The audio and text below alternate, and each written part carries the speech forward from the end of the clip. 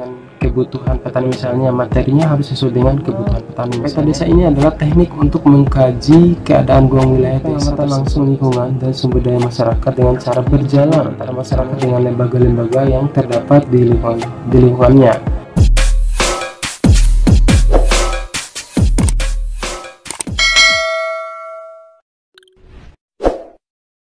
Assalamualaikum warahmatullahi wabarakatuh. Kembali lagi di channel Muhammad Fazil Hidayat. Teman-teman, pada kesempatan kali ini saya akan bahas tentang materi identifikasi potensi wilayah, yang dimana di identifikasi potensi wilayah ini tujuannya yaitu untuk kita mengenal wilayah atau wilayah binaan atau wilayah kerja penyuluh pertanian, yang dimana nanti itu jatuhnya ke output metode penyuluhan seperti apa, media seperti apa, materi penyuluhannya seperti apa. Itu adalah output dari identifikasi potensi wilayah. Jadi DIO itu ada tekniknya, itu teknik participatory rural parsial. Ada 12 teknik di situ. Yang satu ada penelusuran sejarah dan kawan-kawannya ya, wawancara struktur.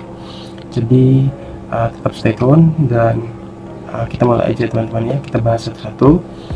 Nah, adapun identifikasi potensi wilayah ini adalah dapat diartikan sebagai upaya pengenalan secara menyeluruh potensi pengembangan usaha tani atau peluang lainnya pada satu wilayah tertentu, atau bisa juga diartikan dengan kegiatan penggalian data dan informasi potensi wilayah baik secara primer dan sekunder dengan dilakukan secara partisipatif. Identifikasi potensi wilayah digunakan sebagai acuan dasar penyusunan program penyuluh pertanian. Jadi gini teman-teman, pada saatnya teman-teman ditempatkan di satu wilayah binaan atau suatu desa A misalnya.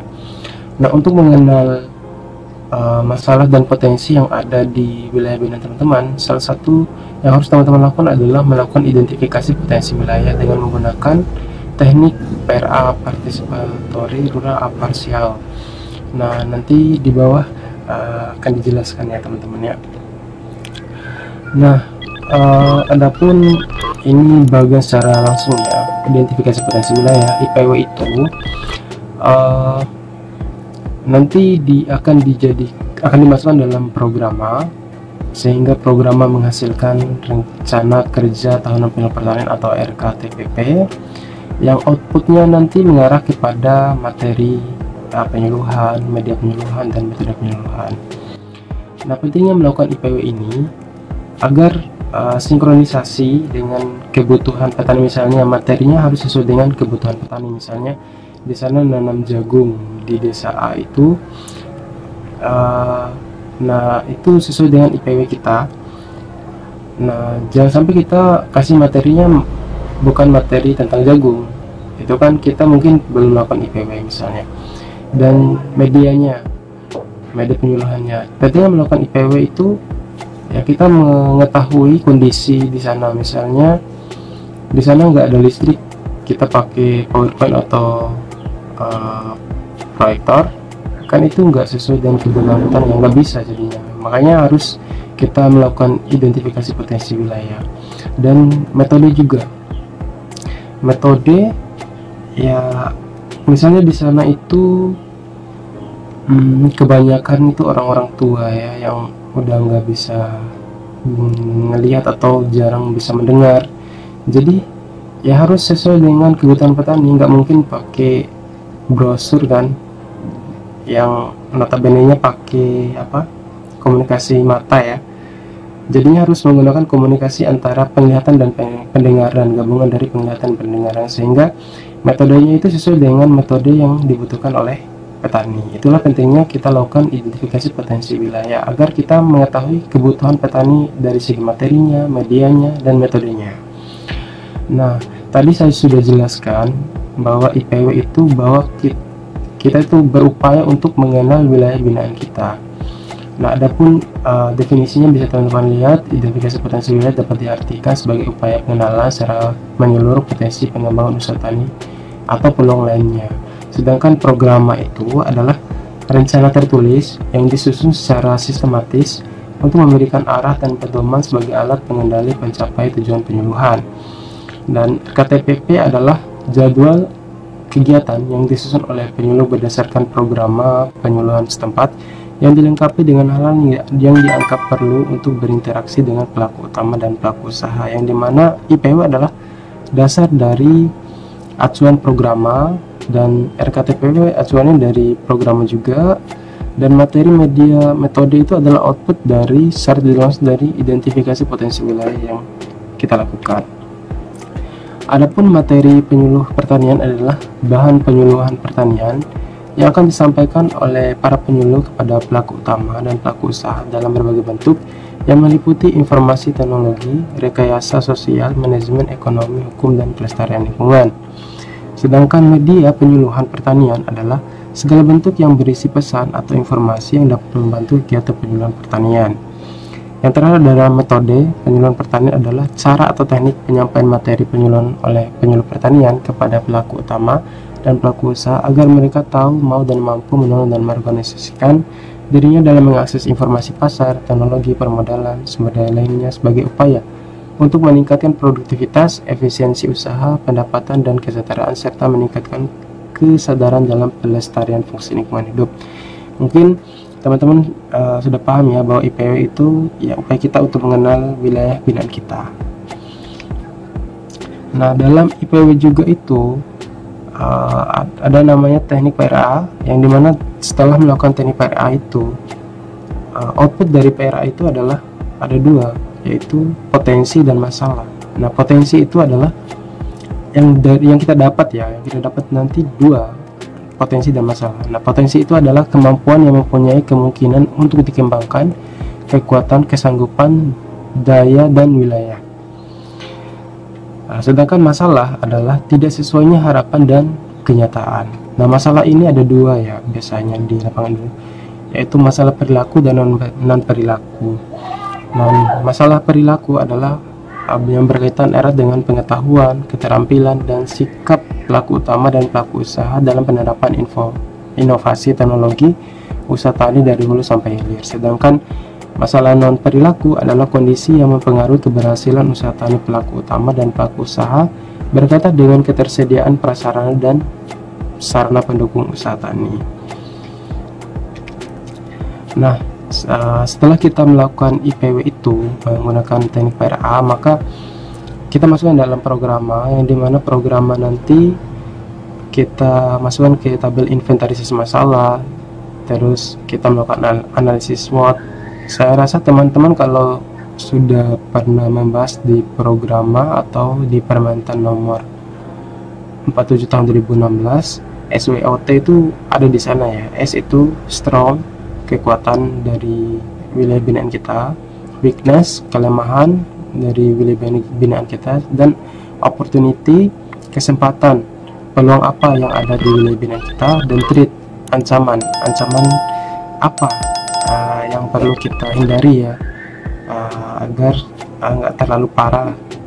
Nah, yang ketiga itu kita masukkan ke identifikasi dan rekapitulasi faktor penyebab masalah dan upaya pemecahannya. Kita masukkan ke uji prioritas, masalah apa yang paling nampak berat ya di wilayah binaan kita sehingga menjadi perlu kita lakukan penyuluhan kah atau bagaimana kah ya. Nanti kita diprioritaskan ya masalah-masalah yang mempunyai poin yang agak besar. Yang keempat, yang selanjutnya ada impact point, masukkan impact point, dan yang selanjutnya ada matriks program penyuluh pertanian. Nah, dalam melakukan identifikasi potensi wilayah itu, kita akan melakukan teknik PRA tadi. Nah, setelah kita melakukan teknik PRA, tentu kita akan mendapatkan data. Datanya ada dua, data primer dan data sekunder. Nah, data ini bertujuan untuk memperoleh data keadaan wilayah dan agroekosistem. Itu kesamaannya, kita mendapatkan sama-sama data wilayah tersebut. Nah, data primer itu kita melakukan pendekatan partisipatif dan wawancara semi terstruktur menggunakan teknik PRA, yaitu ya kita melakukan pendekatan partisipatif ya terhadap masyarakat petani yang ada di wilayah binaan kita. Sedangkan data sekunder itu kita mengumpulkan seluruh data potensi wilayah dan agroekosistem yang di luar dari PRA itu. Kita dapat jumlah penduduk, jumlah petaninya berapakah, terus ya dan lain sebagainya yang di luar dari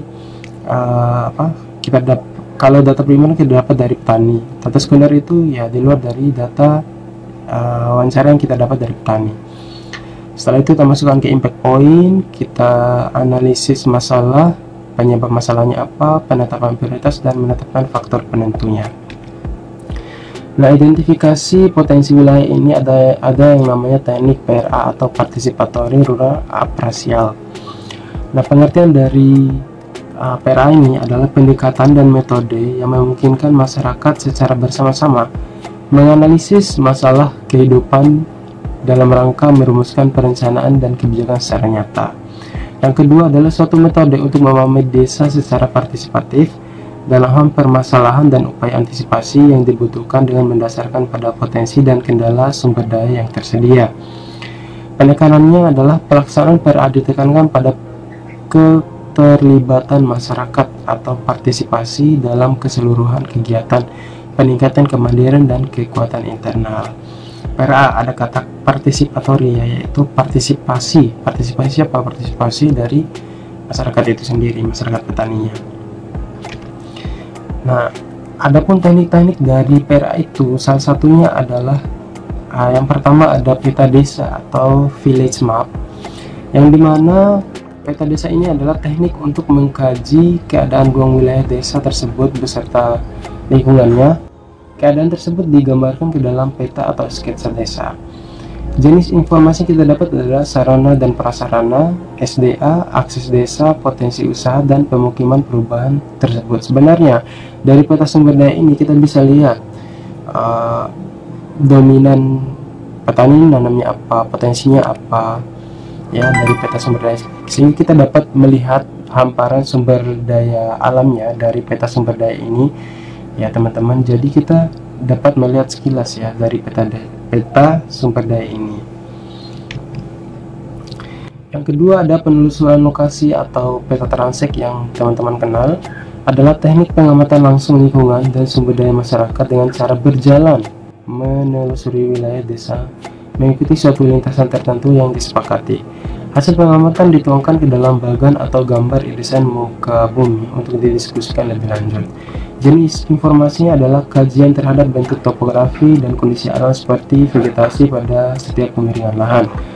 Nah, ini adalah peta transek. Dari peta transek ini kita bisa lihat ya, dari tiap ketinggian itu potensi-potensi yang ada di wilayah tersebut tuh apa gitu ya. Contohnya di semakin rendah kan yang paling bawah itu orang-orang nanamnya padi. Nah, di sini kita dapat lihat masalahnya apa. Terus ke atas ada sungai. Terus semakin ke atas lagi ternyata di wilayah tersebut petani juga nanam hortikultura. Ada bawang, ada cabai dan lain sebagainya ya teman-teman. Sehingga kita tahu secara umum ya potensi yang ada di wilayah tersebut sekaligus dengan masalah yang ada di wilayah tersebut. Yang ketiga adalah bagan hubungan kelembagaan atau diagram Venn. Pengertiannya memfasilitasi kajian hubungan antara masyarakat dengan lembaga-lembaga yang terdapat di lingkungannya. Hasil pengkajian dalam diagram Venn yang menunjukkan besarnya manfaat, pengaruh, dan dekatnya hubungan suatu lembaga dengan masyarakat.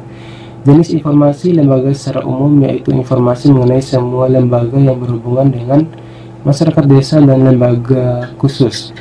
Nah, tujuan dari diagram Venn ini yaitu kita menginventarisasi lembaga-lembaga yang ada di wilayah binaan kita, sehingga lembaga-lembaga tersebut bisa menjadi potensi kita dalam memecahkan masalah-masalah yang ada di wilayah binaan kita ya.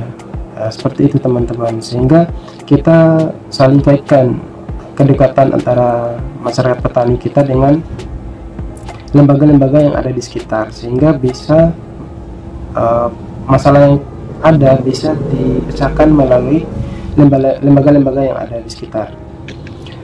Yang selanjutnya adalah kalender musim atau seasonal calendar. Teknik pengkajian kegiatan dan keadaan yang terjadi berulang dalam satu kurun waktu tertentu atau musiman dalam kehidupan masyarakat dituangkan ke dalam kalender kegiatan atau keadaan, biasanya dalam jarak waktu 1 tahun atau 12 bulan ya. Jenis informasinya adalah pola kegiatan masyarakat terutama pada kegiatan pertanian, peternakan, perikanan. Nah, tujuan dari kalender tanam ini teman-teman bisa lihat petani itu mulai nanam padi kapan, mulai nanam jagungnya kapan, hortinya kapan, dan pada bulan apa sajakah petani itu menanam cabai, misalnya menanam bawang, kapan aja mereka nanam. Misalnya kita dapat tahu ya dari kalender tanam ini, oh ini ada nih petani yang nanam bawang di sini. Nggak mungkin nanti teman-teman bawa materi bawang di bulan Januari, Februari, Maret ya, karena petaninya itu jaminan nanamnya di bulan Juni sampai dengan Agustus, kan nggak bisa ya teman-teman melakukan penyuluhan bawang pada saat itu karena tidak sesuai dengan kebutuhan petani. Jadi begitu ya manfaat dari kalender musim itu, agar kita tahu juga kapan panen, kapan nanam ya teman-teman. Oke, lanjut. Wawancara semi struktur atau semi struktur interview adalah teknik PRA yang dipergunakan untuk mengkaji sejumlah topik informasi mengenai aspek-aspek kehidupan keluarga petani yang disusun dalam pedoman wawancara. Pedoman ini sifatnya semi terbuka karena hanya merupakan bahan acuan wawancara.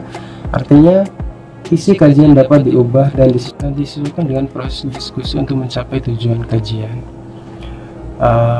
Teman-teman, bahwa wawancara semi struktur ini bahwasanya kita membuat pertanyaan secara umum yang dimana nanti pertanyaan itu kita kembangkan pertanyaan-pertanyaan kepada petani yang akan kita lakukan wawancara, teman-teman. Seperti itu gambaran dari wawancara semi struktur. Yang selanjutnya adalah teknik penelusuran sejarah desa atau village history, yang dimana teknik ini adalah teknik mengungkap kembali sejarah masyarakat di suatu lokasi tertentu berdasarkan penuturan masyarakat sendiri, disusun secara beruntun, secara kronologis dimulai peristiwa masa lampau sampai saat ini. Jenis informasinya yaitu asal-usul desa, manusia, sumber daya, lingkungan, keadaan ekonomi, budidayanya, keadaan sosial politik, dan kejadian penting masa lalu. Nah, contohnya itu seperti ada yang di sebelah alur sejarah dari salah satu desa, yaitu contohnya ya teman-teman ya. Yang selanjutnya ada bagian kecenderungan dan perubahan atau tren analisis, adalah teknik yang menggambarkan perubahan berbagai keadaan, kejadian, serta kegiatan masyarakat dari waktu ke waktu dalam kurun waktu dibatasi. Jenis informasi mengkaji jenis-jenis perubahan keadaan masyarakat yang paling menonjol dan paling berpengaruh terhadap keadaan masa kini, manusianya, SDA-nya, sosial budaya, politik, ekonomi, kawasan, serta perubahan kedepannya. Nah, ada contohnya di sebelah adalah bagian kecenderungan dan perubahan mata pencarian, contohnya kayak ubi jalar dari 1982 ke 1982-1999 sampai dengan sekarang ada semakin meningkat ya bulatannya, itu 2000 sampai dengan sekarang ya. Sedangkan domba semakin kecil ya, sebelum tahun 1982 ada 3 bulatan, ke 1982 ke 99 bulatan cuma 2, 2000 sampai sekarang bulatan cuma 1, dimana itu terjadi penurunannya kayak gitu teman-teman ya. Sketsa kebun atau farm sketch adalah teknik pengkajian berbagai aspek pengelolaan kebun di wilayah tertentu. Hasil kajian digambarkan dalam bentuk sketsa atau peta kebun yang memperlihatkan berbagai aspek pengelolaan kebun tersebut. Jenis informasi adalah fisik, misalnya pola tanam, luas lahan, jenis tanaman, tata letak bangunan, dan sarana prasarana. Non fisik misalnya pendapatan, pemasaran, tenaga kerja, penyuluhan teknologi, dan status kepemilikan. Nah, di sini adalah salah satu contoh sketsa lahannya teman-teman ya, contohnya. Misalnya ada kajian mata pencarian atau livelihood analysis, adalah teknik yang memfasilitasi diskusi mengenai berbagai aspek mata pencarian masyarakat yang dituangkan dalam diagram. Jenis-jenis informasinya, jenis kegiatan atau keterampilan masyarakat yang dapat atau telah menjadi sumber mata pencarian baik pertanian maupun bukan pertanian atau barang jasa. Di sebelahnya ada contohnya ya, jenis kegiatannya teman-teman ya, analisis mata pencariannya. Selanjutnya ada bagian arus masukkan dan keluaran atau linkage diagram, adalah untuk mengkaji sistem-sistem yang ada di masyarakat desa Sisi tersebut digambarkan ke dalam bagan yang memperlihatkan masukan atau input dan keluaran output serta hubungan antara bagian-bagian dalam sistem itu. Jenis informasi adalah alur produksi, pemasaran, pengolahan air, sistem irigasi, drainase, dan sebagainya ya teman-teman. Sebenarnya adalah salah satu contohnya ya, salah satu contoh data atau gambar atau sketsa dari bagan arus masuk dan keluar. Selanjutnya ada bagan peringkat atau matriks ranking, adalah teknik untuk mengkaji sejumlah topik dengan memberi nilai pada masing-masing aspek kajian berdasarkan sejumlah kriteria perbandingan. Jenis informasi yang kita dapat adalah pilihan komoditas, pilihan teknologi usaha, pilihan prioritas kegiatan, prioritas masalah. Nah, itu adalah bagan peringkat. Aspeknya adalah mata pencarian utamanya apa, yang lebih dominan, komoditas utamanya apa, yang lebih dominan ya teman-teman, teknik pertaniannya apa, modern apa tradisional, kelembagaannya yang lebih dominan yang mana. Oke, selanjutnya adalah jadwal sehari-hari atau daily schedule, adalah teknik PRA yang dipergunakan untuk mengkaji mengenai aktivitas rutin yang dilakukan suatu keluarga dalam masyarakat. Jenis informasi yang kita dapat, pola kegiatan keluarga dan pembagian tugasnya ya teman-teman. Jadi itu teman-teman terkait masalah IPW ini sangat penting ya. Identifikasi potensi wilayah ini dimana pengenalan PRA atau teknik partisipatori rural parsial ini sangat penting dalam penyusunan programa, yang dimana programa nanti menghasilkan rencana kerja tahun pertanian, yang dimana output dari ketiganya adalah materi penyuluhannya yang sesuai dengan kebutuhan petani, media yang sesuai kebutuhan petani, dan metode yang sesuai dengan kebutuhan petani. Jadi itu terkait dengan masalah identifikasi potensi wilayah teman-teman. Terima kasih atas support teman-teman terhadap channel ini. Saya ucapkan terima kasih. Wassalamualaikum warahmatullahi wabarakatuh.